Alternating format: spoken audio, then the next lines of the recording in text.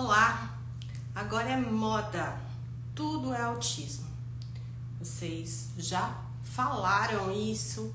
Já escutaram isso? Sou Roberta, sou psicóloga.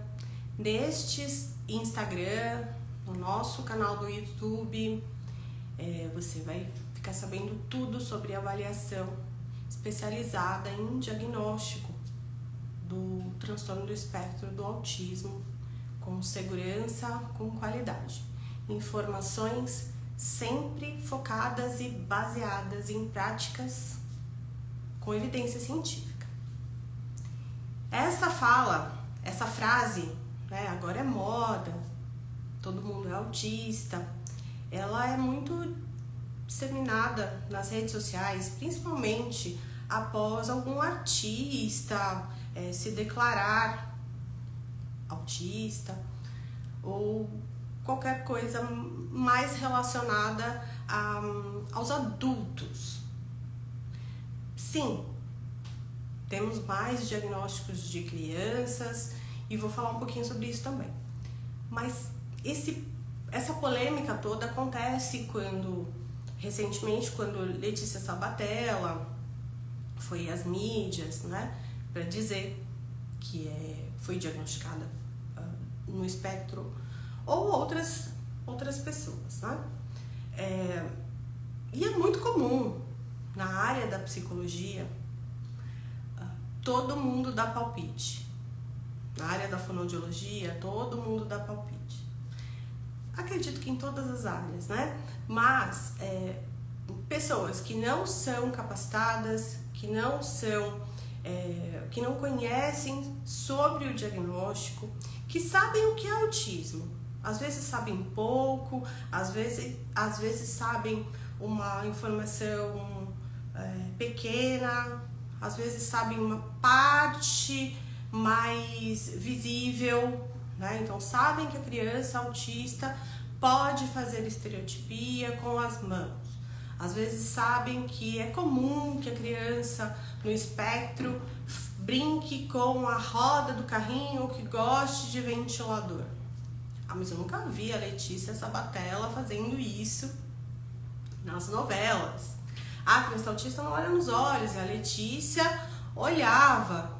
Eu particularmente escutei essa parte. A Letícia olhava nas novelas, ela olhava ali cara a cara com o parceiro ali de cena, ela até dava beijos, Como que um autista faz isso? O autista tem questões sensoriais. Então, achando que ela queria chamar atenção ou coisa parecida. E eu não vou falar aqui especificamente do caso da Letícia Sabatella, mas eu vou falar sobre o diagnóstico do autismo, com o objetivo de conscientização de profissionais e, eventualmente, de pais, para que mitos não se propaguem. Muito bem. O diagnóstico do transtorno do espectro do autismo, ele é bem específico. Eu não diria que difícil, mas específico. Essa especificidade passa pelo fato de não haver ainda exames laboratoriais e os instrumentos para que esse diagnóstico seja feito ainda não se tratam ainda de instrumentos padronizados, principalmente aqui no Brasil. Existem instrumentos padrão ouro, utilizados fora do Brasil, como a EIDOS 2, por exemplo. Aqui no Brasil a gente tem mais instrumentos de rastreio, de sinal de risco.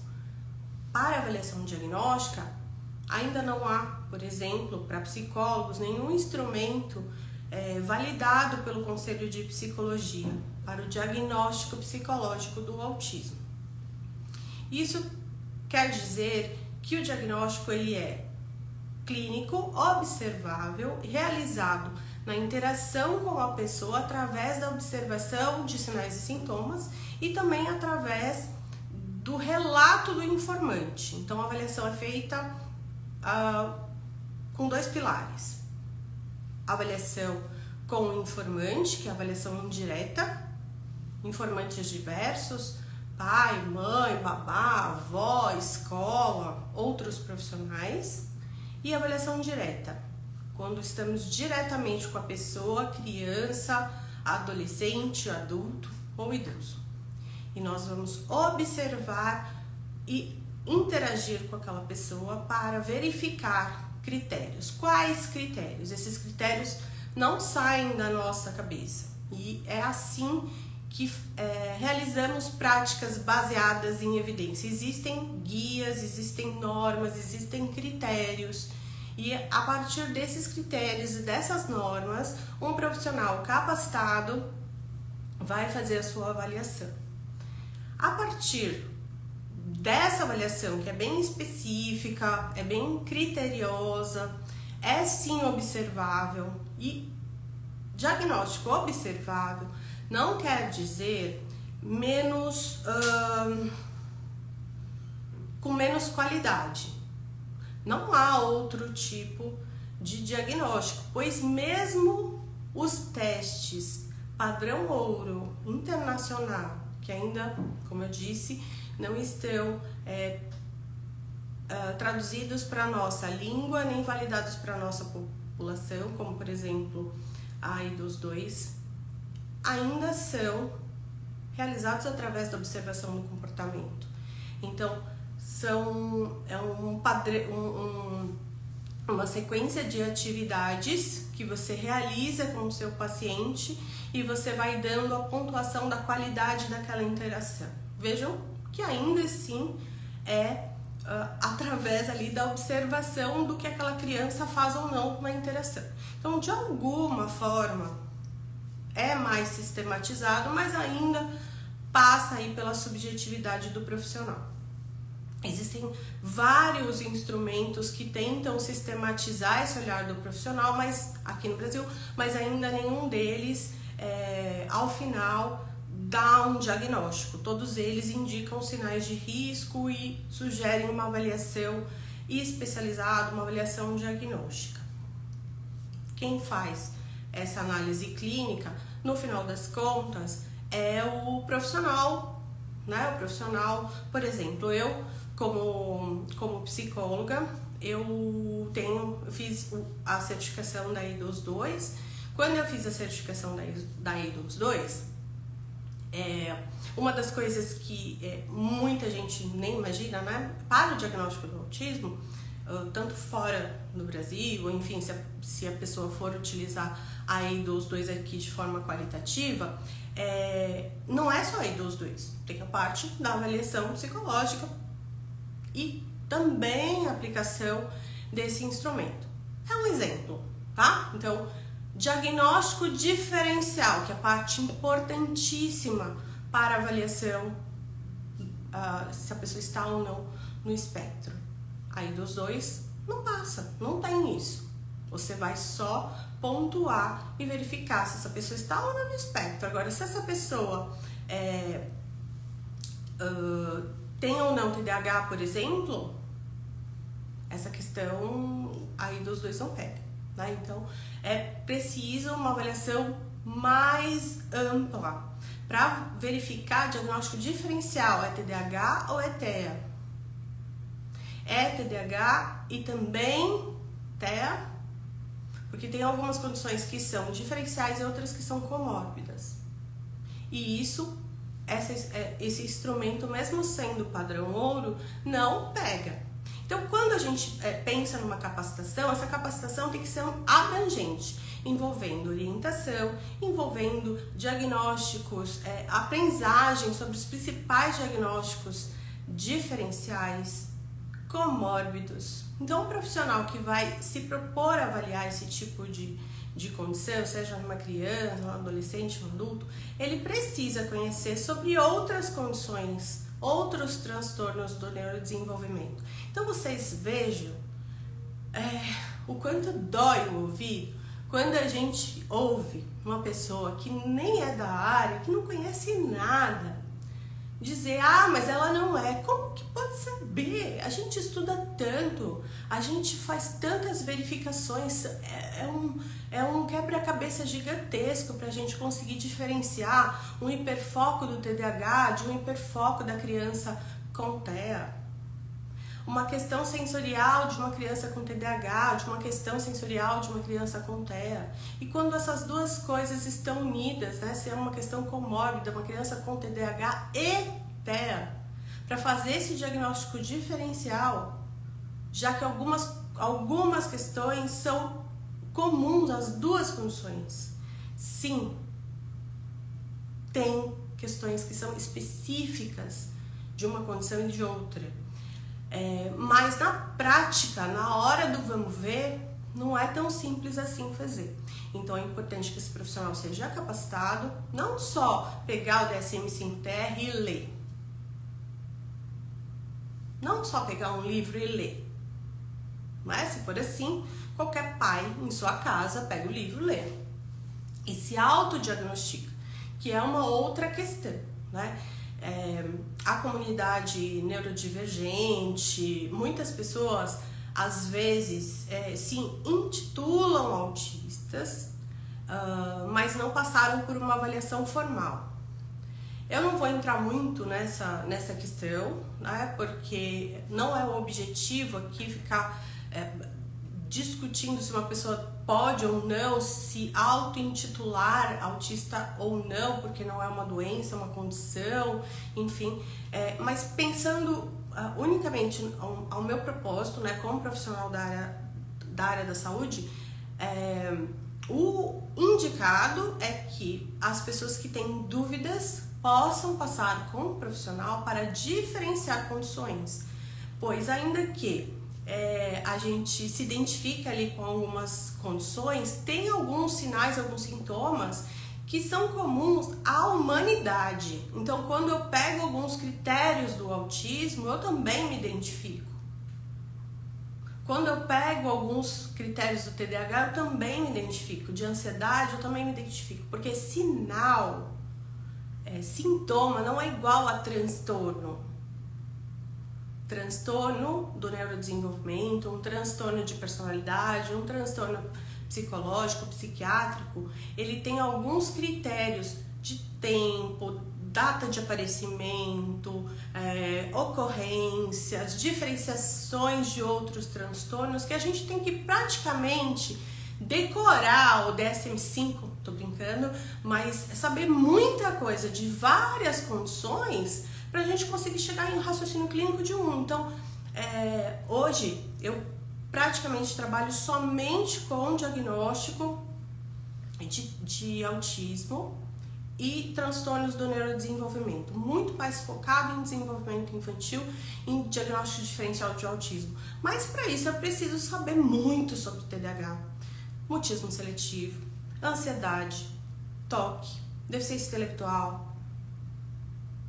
timidez, ansiedade, depressão no adulto, no adolescente, transtorno da comunicação social, outras condições que estão mais relacionadas à fonoaudiologia, outras condições que estão mais relacionadas à terapia ocupacional, questões sensoriais, pois senão eu vou ficar vendo um comportamento, eu vou ver autista em todos os lugares, ou então por insegurança não vou ver em lugar nenhum, pois eu tô vendo só aquilo e aí eu não tenho certeza e vai ser aquela profissional insegura. Então é importante conhecer um pouquinho de tudo. Isso eu falo para as nossas alunas da plataforma, né? O que você encontra lá na plataforma? Que é a plataforma SAPTEA. Você encontra todo um curso de capacitação para realizar diagnósticos, avaliações diagnósticas de crianças até 5 anos.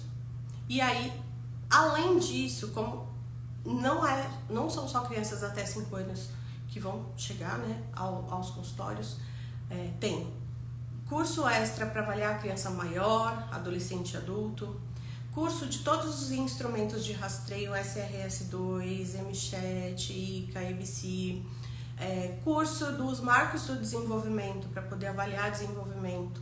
Não tem como avaliar transtornos do neurodesenvolvimento sem saber que idade que essa criança tem que responder ao nome, que idade que essa criança tem que estar olhando no olho, que idade essa criança tem que estar fazendo expressões faciais, dando sorriso responsivo. Tudo isso a gente precisa saber para poder sentar no chão com a criança e brincar.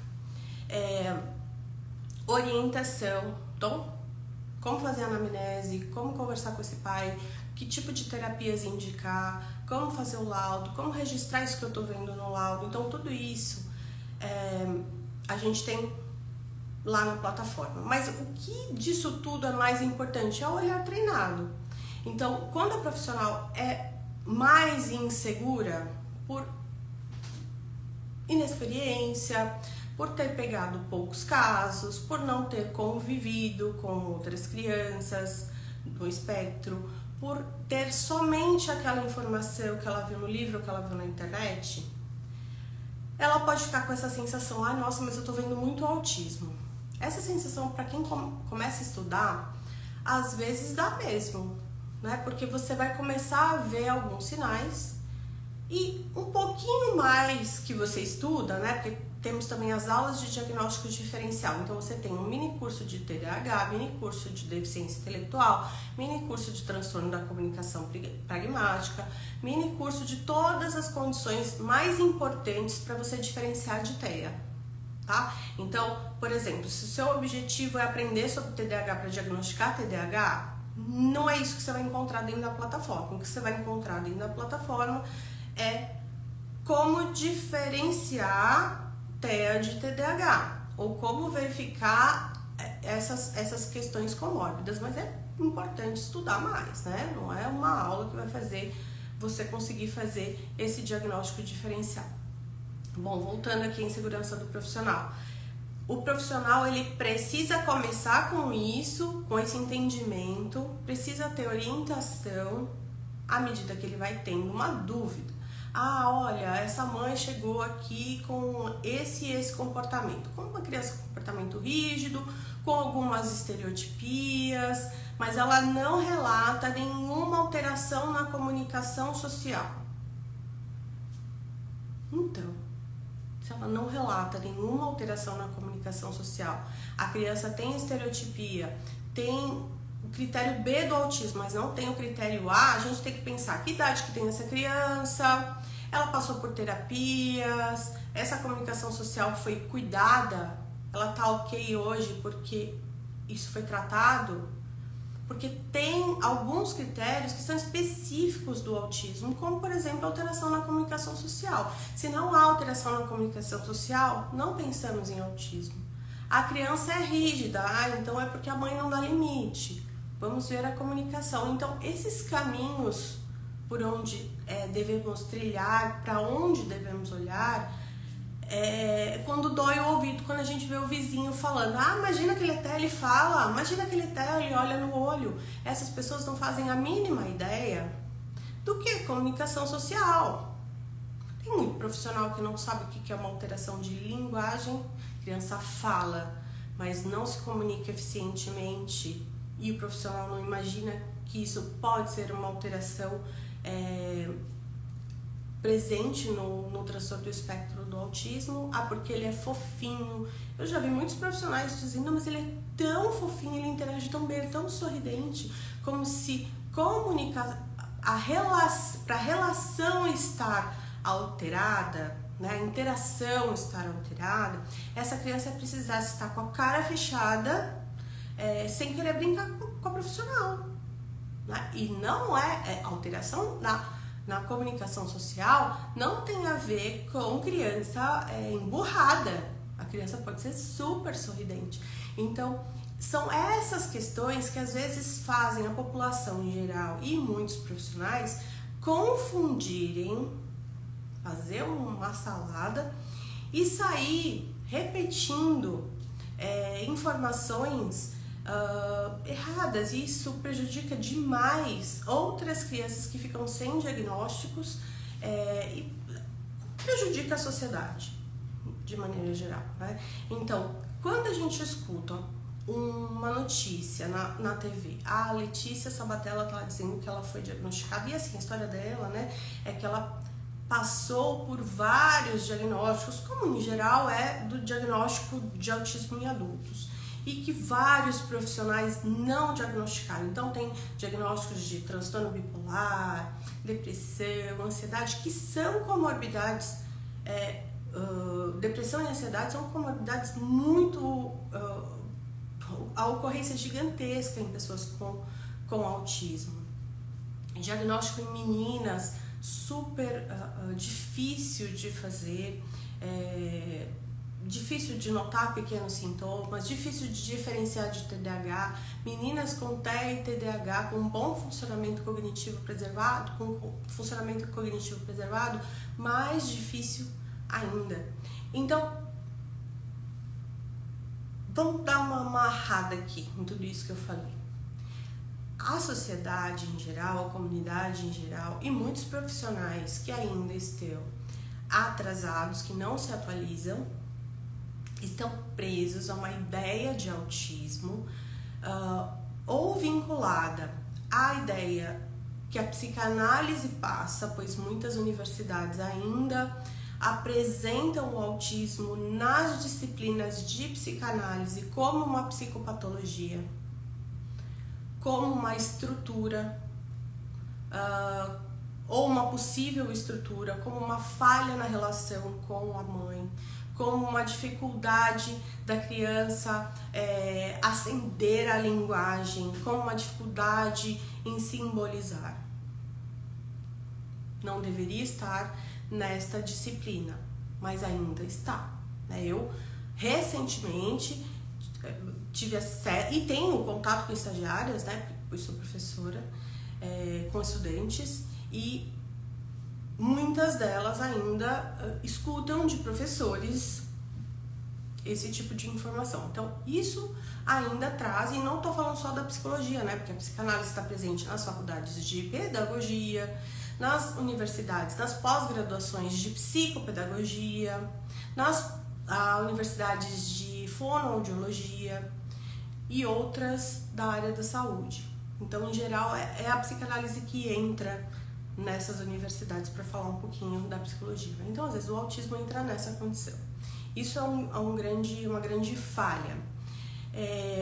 Muitas pessoas também têm a informação de que o autista é aquela criança que não fala e que tem comportamentos muito bizarros, pois os diagnósticos e os manuais anteriores, o autismo estava condicionado à deficiência intelectual. Então, no manual anterior, autismo, a criança tinha deficiência intelectual. Se a criança não tivesse deficiência intelectual e tivesse dificuldade de interação, ela era Asperger. Então, essa era a diferença. Autismo infantil tinha deficiência intelectual quando não tinha problemas intelectuais, ou seja, não tinha um comportamento bizarro, pois é assim que muitas vezes a gente escuta. Então, não tinha maneirismos, a criança não se agredia, não agredia ninguém, não se mordia, não se chacoalhava, não era visualmente aterrorizante para essa sociedade, não tinha dificuldades escolares e tudo mais. A gente estava lá no autismo e ainda tinha leve, moderado, severo. Às vezes o leve não aparecia tanto assim, mas tinha os Aspergers. Aspergers ainda era bem visto, porque em geral eram pessoas autistas, com bom funcionamento cognitivo, tinham hiperfoco e aí eles se tornavam maravilhosamente bem nas suas ilhas de interesse e eram às vezes considerados gênios. Muitas vezes não tinham nem QI superior, eram inteligência média, mas por conta do hiperfoco eles se tornavam muito bons naquilo que estudavam. Então, dizer que alguém era Asperger era quase que um elogio. Dizer que alguém era autista já, às vezes, não diziam. Muitas vezes a pessoa era autista e a família dizia que era Asperger para dar uma amenizada.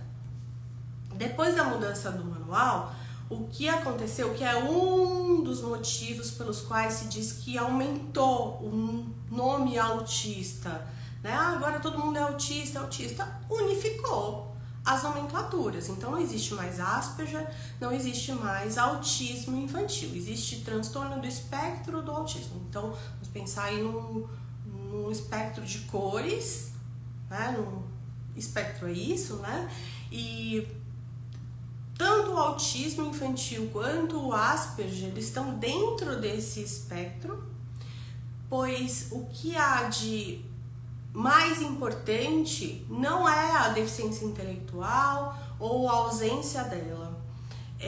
O que há em todas as pessoas no espectro do autismo, que é comum a todos eles, é a alteração na comunicação social e a presença de comportamentos repetitivos e estereotipados. Ter ou não alterações cognitivas não é um critério. Ter ou não alterações de fala e linguagem não é um critério, mas são condições comumente associadas. Então, por vezes as pessoas dizem assim, tem alteração de sono. Sim, muitos autistas têm alteração de sono, mas não está lá nos critérios do autismo. Muitos autistas têm epilepsia. Sim, mas não é um critério diagnóstico do autismo. Muitos autistas não falam, mas não é um critério do autismo. Muitos autistas têm deficiência intelectual, mas não é um critério do autismo. Então existem critérios para o autismo, por isso que chama tanta atenção quando uma pessoa que interage, que fala, que não tem deficiência intelectual e é autista, chama atenção, pois o que temos internalizado como autismo é o autista que não fala e que tem deficiência intelectual. Se disséssemos que a Letícia Sabatella é Asperger, talvez isso não ia causar tanta comoção, pois as pessoas têm ainda essa ideia. O filho o Romeu, né? O filho do meu, ele, todo mundo vai, ok, é autista. Quando se fala autista, quando se fala TEA, quando se fala transtorno do espectro do autismo, ainda é o filho do Marcos Mion que se espera. É a imagem dele que se vem à cabeça. Não vem à cabeça a Letícia Sabatella.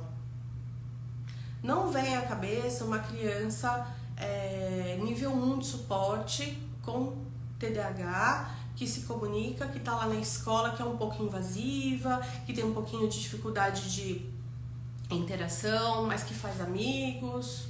Essa qualidade não é tão legal, mas ele acha que tem. As crianças já estão ali o excluindo, já não acham ele legal, ele não entende as brincadeiras, enfim. Entendem? É bem específico.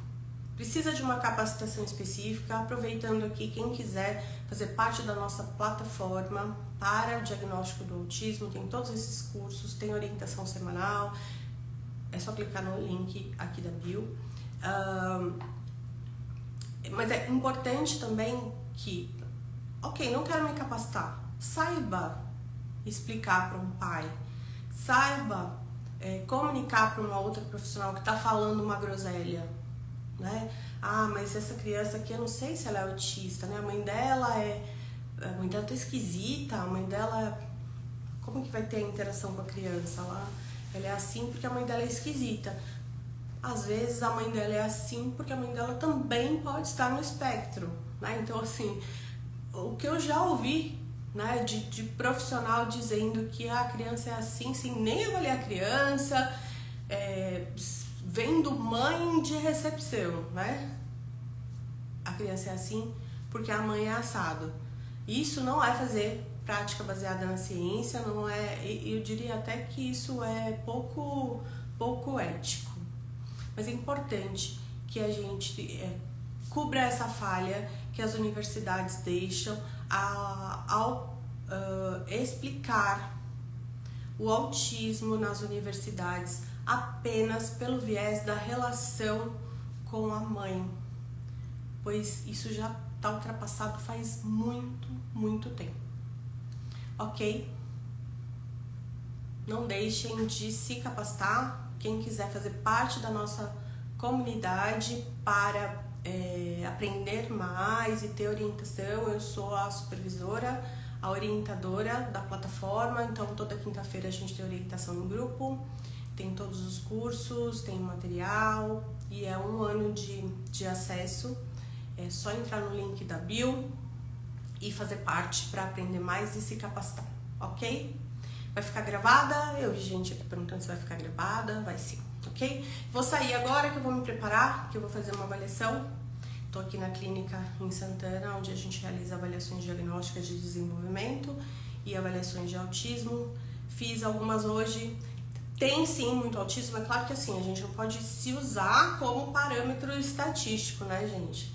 Existem instrumentos para isso, institutos que avaliam. O último, acho que estava 1 para 33, né? 1 para cada 33 nascidos, uma pessoa autista para cada 33. Mas tem muitas crianças que vêm fazer avaliação e não são. Ótimo! Né? Pais já muito mais antenados, preocupados, percebendo os sintomas, ou então pais que já têm um irmão autista e estão avaliando o desenvolvimento dos seus filhos para fazer a intervenção mais precocemente possível, ou pais que são autistas e avaliam seus filhos para também poder realizar intervenções precoces e garantir aí o melhor desenvolvimento dessas crianças. Ok? Então, não deixem de conhecer pelo menos a página aqui da nossa plataforma para ver se o que a gente oferece dentro dessa plataforma pode ajudar você na sua clínica para prestar um serviço de melhor qualidade, ok? Tchau, gente. Boa tarde.